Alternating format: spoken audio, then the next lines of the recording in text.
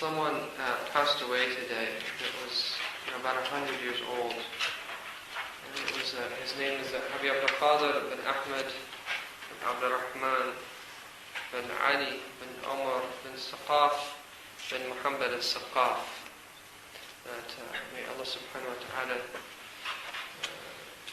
have mercy on his soul and bring light to his grave and preserve his sanctity and secret.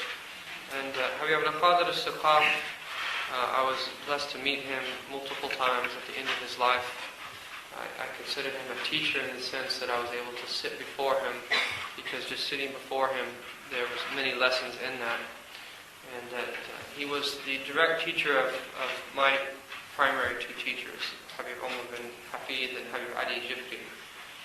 Habib Ali Jifri was raised from a young age with Habib al-Qadir, and he's the one that sent him to study with Habib Omar. Habib Omar as well, that used to emulate Habib al-Qadir in all of his different states, and used to travel regularly to Mecca and the Hijaz to take from Habib al-Qadir, and was extremely close to him. And there's a number of stories that took place between him and Habib al-Qadir, as well as Habib Ali and Habib al-Qadir.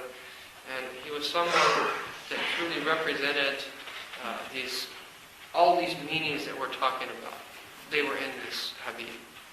And Habib is a title, for those who don't know, that the scholars from Hadramaut, from the Ba'alawi tradition, that a scholar from Ahl Bayt is called Habib.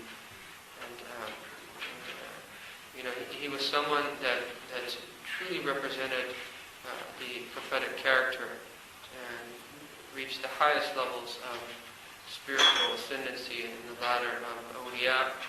And that from the time that he was young, that his father, reared him in the loftiest of manners.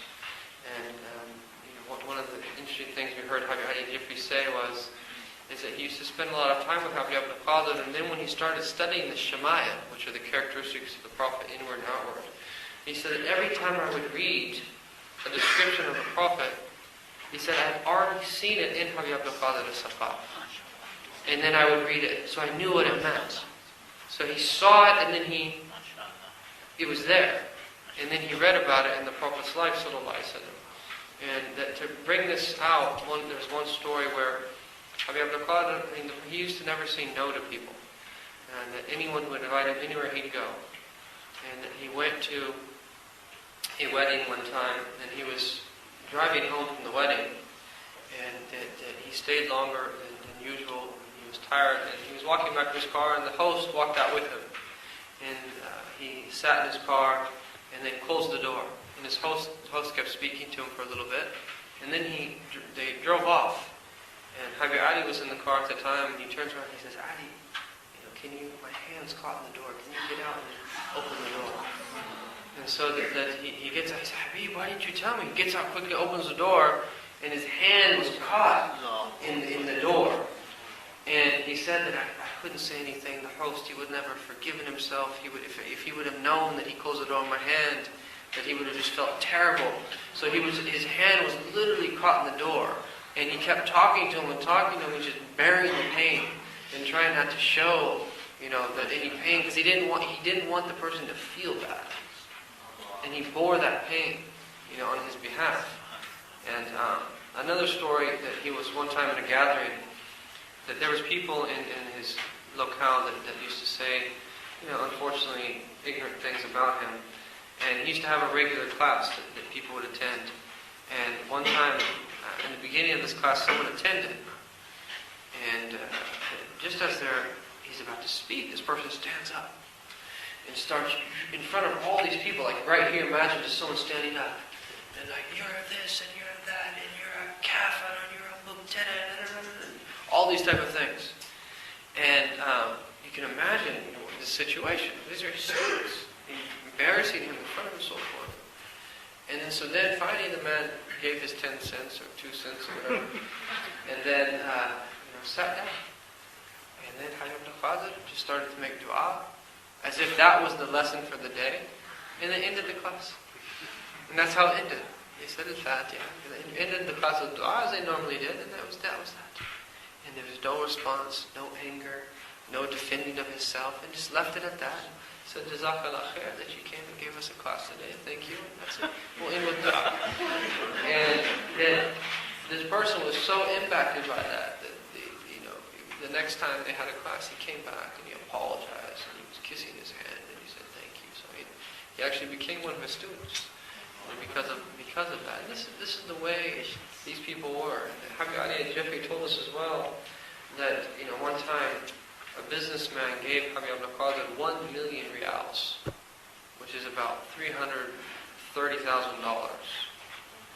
And he said as soon as he gave it to him, he said his driver, he told him to go to this place. He said, go to this place, go to this place, go to this place, go to this place. And they spent the rest of the evening going to all these places, and he knew exactly where these people were and who was poor and how much they needed and so forth, as if he was doing this regularly. And he said he didn't reach home except that he'd passed out every single penny, every single real. $1 million, 1 million reals, and just gave it out. And didn't reach home until he'd passed it all out. And these are the true inheritors of, Rasulullah. Their akhlaq were incredible. That the amount of dhikr that they used to make is incredible. He was a hafiz of the Quran. That his father and his father's father, every single one of his fathers back to the Prophet Muhammad was from the family of the Prophet. That they all had memorized the Quran, and they were all scholars. And they were all deeply spiritual people that were awliya. Every single one of them back to the Prophet ﷺ. And he studied with his father 500 books.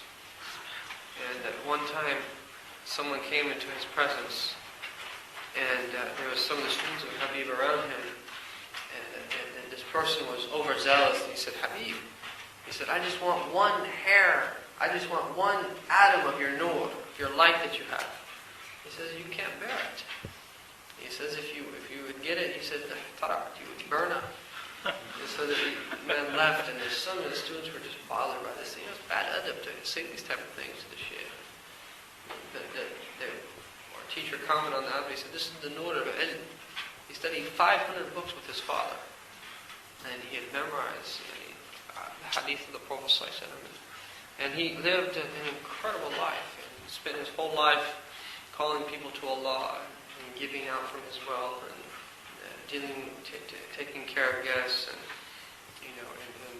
after a long life and the obedience of Allah subhanahu wa ta'ala, he returned to the mercy of Allah subhanahu wa ta'ala this morning, and they're going to be praying the janazah sometime soon in the Masjid al-Haram in Mecca. He's going to be buried in Mu'alla, in the graveyard there, where Sayyidah Khadija, many of his colleagues and ancestors are buried as well. So we just wanted to mention him, because he's even though I never got to study from him, but I do try to listen to he does have tapes that still exist, and my teachers are a direct product of him, and that he's a really special person. And the thing is, when people like this go, who is there to replace them? This is the last generation that grew up in a society that wasn't inundated with internet and television and movies and all this stuff. It was different. They had a level of purity that was very different than people, even if they're good, that grew up in the time that we live now. So we'll just send the Fatiha to his soul, inshallah ta'ala, on the intention that Allah subhanahu wa ta'ala have mercy upon him and forgive him and accept all of his righteous works, and to give him everything that he desires, more than he desires, and more that could even come to his heart from the greatness of the noble, from the greatness of the bounty of our Lord subhanahu wa ta'ala. And bless him to be with his father and his ancestors, inshallah ta'ala, with the Prophet Muhammad sallallahu alayhi wa sallam, and the barzakh and the akhirah. Bless him to receive the highest portions of the intercession of the Prophet, inshallah. And bless him to be able to intercede on our behalf as well. Bless us to fill our hearts with love of him, and to benefit from him and his students, and the inheritance that he left behind, and his heritage and his legacy. May Allah subhanahu wa ta'ala bring light to his grave and expand his grave, and bless him to be in the highest levels of paradise, inshallah ta'ala, and to make things easy for his wife and for his children and for his grandchildren and for all of the people that were close to him, inshallah ta'ala, and bless there to be people that step up to be able to try their best to replace him. And may Allah subhanahu wa ta'ala relieve the ummah of the Prophet Muhammad sallallahu alaihi wasallam of all of their calamities and all of their difficulties and everything that they're going through that is any type of hardship. May Allah subhanahu wa ta'ala remove that, inshallah ta'ala.